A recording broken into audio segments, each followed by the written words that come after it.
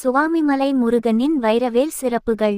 முருகப்பெருமானின் 4ஆம் படை வீடான சுவாமிமலையின் முக்கிய நிகழ்வாக முருகப்பெருமான் தங்க கவசம் அணிந்து வைரவேலுடன் பிரணவமூர்த்தியாக பக்தர்களுக்கு அருள்பாலிக்கிறார்.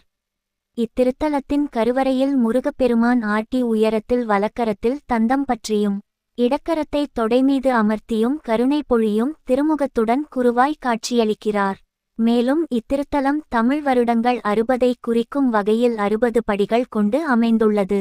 ஆறுமுகனின் பன்னிருகரங்களில் எத்தனையோ ஆயுதங்கள் இருந்தாலும் தனிச்சிறப்பு மிக்கது வேல் மட்டுமே. இறைவனது ஆயுதங்களில் தனியே வைத்து வழிபடும் முறை வேலுக்கு மட்டும் தான் உள்ளது.